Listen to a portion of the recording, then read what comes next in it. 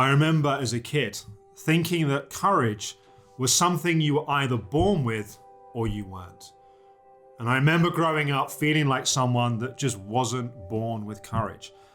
I spent so much of my time as a child feeling afraid of other kids and being mercilessly bullied so many times, to going to theme parks as a kid and everyone else going off on roller coasters and theme park rides and being the kid that was standing there holding the coat. At least I had something to do, but I just felt too afraid to take those risks.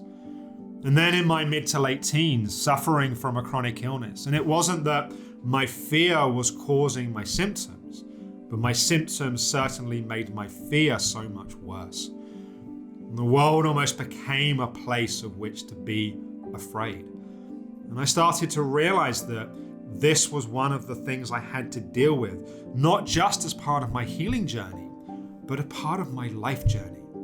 I didn't want to spend the rest of my life feeling afraid. I didn't want to be someone that just felt like courage was something that belonged to other people.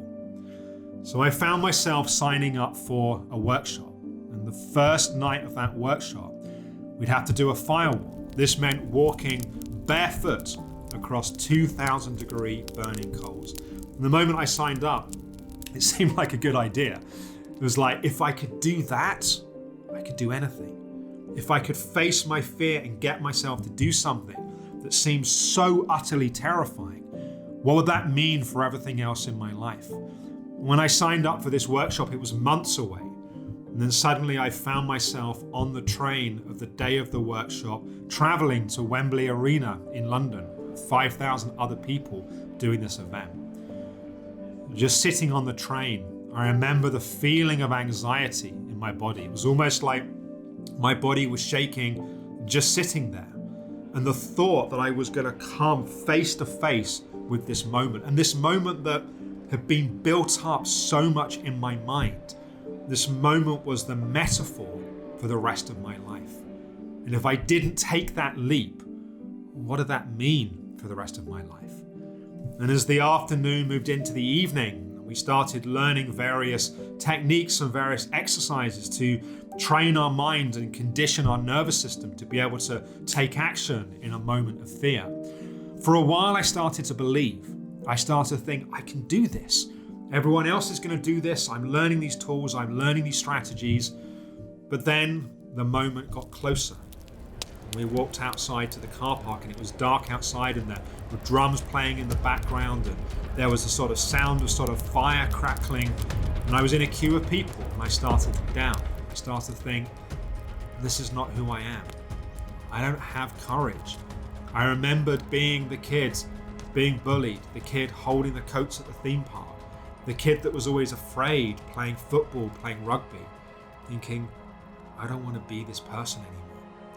And then as I got to the front of the queue and suddenly it was my turn, I wish I could say in that moment, the courage descended and I just felt the sense of I can do this, but I didn't. I felt utterly terrified. My whole body was shaking. But I did have something on my side. What I had on my side was a desperation, a sense of I cannot continue to live my life in this way. Perhaps partly through what I'd learned in the previous hours, but also partly through just this sense of something has to be different. And if I want the circumstances of my life to change, then I have to change. I found myself through sheer will taking that first step. It wasn't an absence of fear. It was the ability to step forward despite the fear. But here's the thing. When you're walking across burning coals, you only have to take one step because the rest of the steps do take care of themselves. And literally a few seconds later, I was on the other side. The feeling of elation that I felt wasn't just because I'd done this firewall. It was because of what it meant for the rest of my life. And it wasn't that this miraculously suddenly transformed my relationship with fear. I still feel fear today. I still get nervous. I still get worried today. But what I learned was you have to take the first step. Courage is a decision. Courage is something that we grow. And like anything in life that we choose to invest in, the more we grow that muscle of courage, the stronger it becomes. And that single experience was one of the most transformational experiences of my life. Not because I changed my thinking, but because I changed my action. I took a leap of faith. I took a step forward. My invitation to you is, where in your life can you choose to grow your courage? You don't have to do a fire walk to grow your courage. Sometimes it's even more helpful to pick the small things.